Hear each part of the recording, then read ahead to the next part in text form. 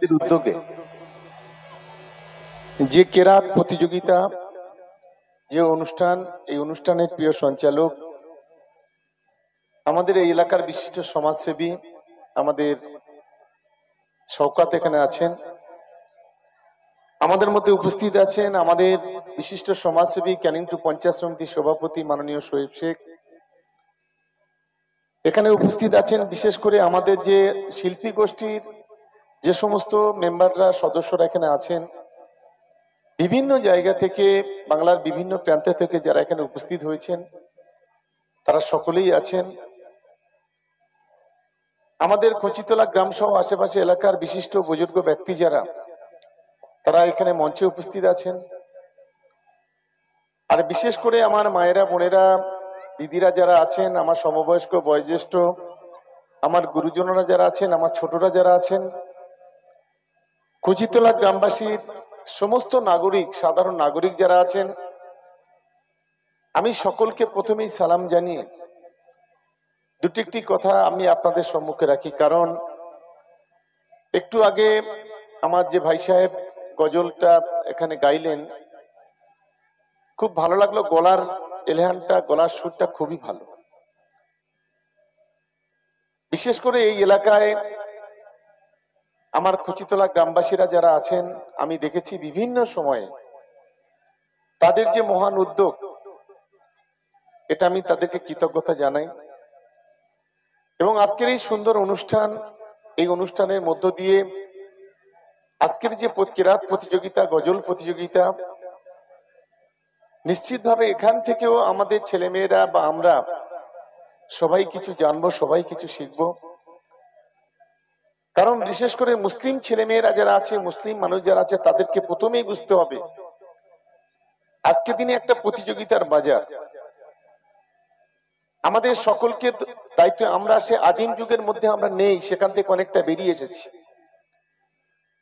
আজকে সারা দেশ জুড়ে, সারা পৃথিবী জুড়ে, বিশেষ করে সংখ্যালঘু মুসলিম মানুষ যেখানে আছেন, একটা প্রতিযোগিতার বাজারে টিকে থাকতে গেলে আমাদের প্রথমেই বুঝতে হবে যে আমাদের ছেলে মেয়েদের উচ্চ শিক্ষায় শিক্ষিত করতে হবে। এবং বিশেষ করে আমাদের ইসলামের শরিয়াত অনুযায়ী এখানে কোরআন তেলাওয়াত বলুন, হাদিস বলুন, বিভিন্ন, এবং বিশেষ করে সে যারা উর্দু, ফার্সি, দুরসি যারা পড়ে, আমাদের তাদেরকে সেই উচ্চশিক্ষায় আমাদের শিক্ষিত করতে হবে। তা না হলে আমরা অনেকটা পিছিয়ে পড়ব। এটা আমাদের প্রথম, এই সংখ্যালঘু সমাজের ভাই বোনেরা, মুরব্বীরা যারা আছেন, তাদেরকে প্রথমেই বুঝতে হবে। কারণ আজকে সারা পৃথিবীর দিকে আপনি তাকিয়ে দেখুন, পৃথিবীর যে মুসলিম দেশগুলো আছে, সেই মুসলিম দেশগুলোর উপরে বিভিন্ন সময় ইহুদিদের এক নানান ধরনের তাণ্ডব। ইরান বলি, ইরাক বলি, জর্ডন বলি, সিরিয়া বলি, মরক্কো বলি, সমস্ত জায়গায় প্রতিদিন প্রতিনিয়ত বিভিন্নভাবে মুসলিম দেশগুলোকে বিভিন্নভাবে আক্রান্ত হচ্ছে।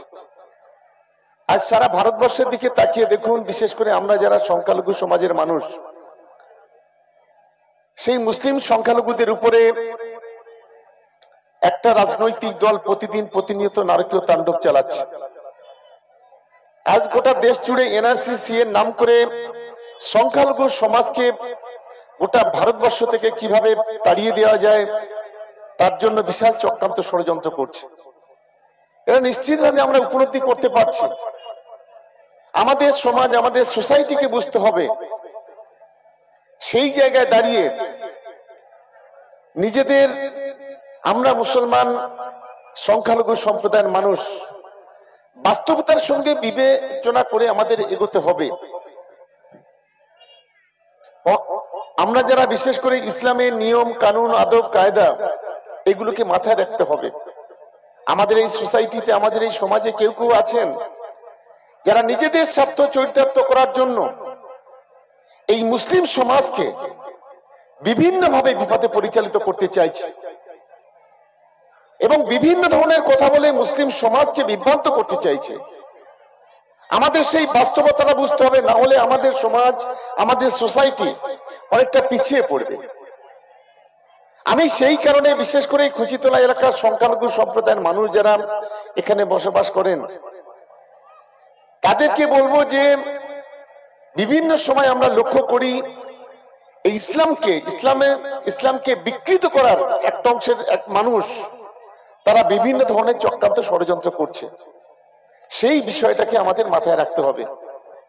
আমি আশা করি যে আমার ক্যানিং পূর্ব বিধানসভা এলাকার সর্বস্তরে মানুষ আমরা যারা আছি আমরা একটা বিষয় ধর্ম নিরপেক্ষতায় বিশ্বাসী করি। আমরা ধর্ম নিরপেক্ষতায় বিশ্বাসী।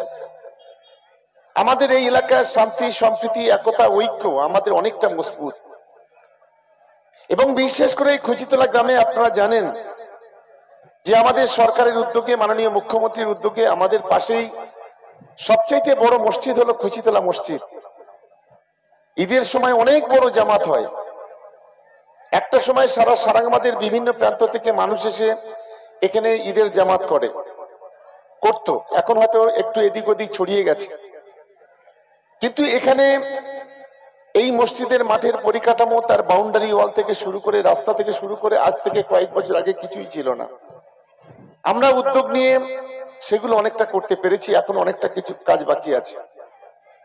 আমরা চাই বিশেষ করে এই ব্লকের যে সমস্ত আমাদের কবরস্থানগুলো আছে ঈদগাহগুলো আছে সেগুলোকে তাকে একটা ডেভেলপমেন্ট করার জন্য আমরা চেষ্টা করছি। এই এলাকার পরিকাঠামোগত উন্নয়ন, সে রাস্তাঘাট বলি, পানীয় জল বলি, বিদ্যুৎ বলি, সে বিষয়ে আমরা হার্ড সোল আমরা চেষ্টা করছি। কিন্তু একটা অংশের মানুষ আছে যারা এই উন্নয়ন, এই শান্তি, এই যে একতা ঐক্য আজকে ক্যানিং পূর্বের মাটিতে যেভাবে প্রতিষ্ঠিত হয়েছে, আজকে যেভাবে এই ক্যানিং 2 নম্বর ব্লকে প্রতিষ্ঠিত হয়েছে, তারা কখনো কখনো এটা সহ্য করতে পারে না। তারা কোথাও কোথাও একটা অংশের রাজনৈতিক দল যখন ধর্মীয় ভাবে তৈরি করে মুসলমান সমাজটাকে বিপদে পরিচালিত করতে চাইছে, গোটা বাংলা জুড়ে মুসলিম কমিউনিটিটাকে বিপদে পরিচালিত করতে চাইছে, এই গ্রামেও 2-1 জন আছে। তারা বিভিন্ন সময় সেই ফাঁদে পা দিয়ে এই এলাকার পরিবেশটাকে বিভিন্নভাবে নষ্ট করতে চাইছে, ধ্বংস করতে চাইছে।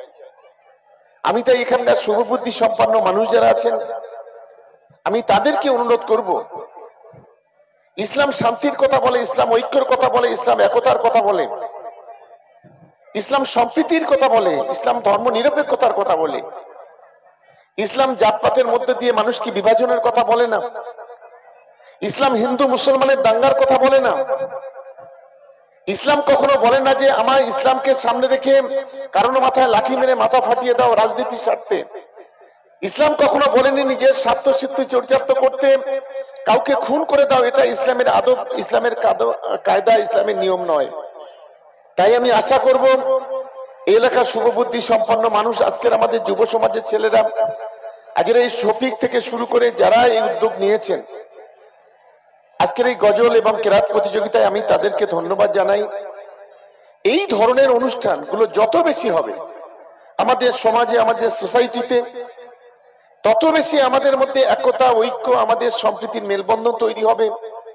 আমরা কিছু জানতে পারবো, কিছু বুঝতে পারবো, কিছু শিখতে পারবো। ফলে এই ধরনের অনুষ্ঠানগুলোকে সবসময় আমরা ধন্যবাদ, আমরা সাধুবাদ জানাই। তাই আজকে আরেকবার আমি সমস্ত খুচিতলা গ্রামবাসী, আমার মায়েরা, বোনেরা, দিদিরা, আমার গুরুজনেরা, আমার পিতৃতুল্য মানুষ যারা আছেন, মাতৃতুল্য মানুষ যারা আছেন, আমার সমবয়স্ক আমার এবং ছোটরা যারা আছেন, তাদের সকলকেই যেমন ধন্যবাদ জানাবো এবং এই অনুষ্ঠানের যারা উদ্যোক্তা, গজল এবং কেরাত প্রতিযোগিতায় যারা উদ্যোক্তা, তাদেরকে আরো একবার ধন্যবাদ জানিয়ে আমার বক্তব্য আমি শেষ করছি। আসসালামু আলাইকুম।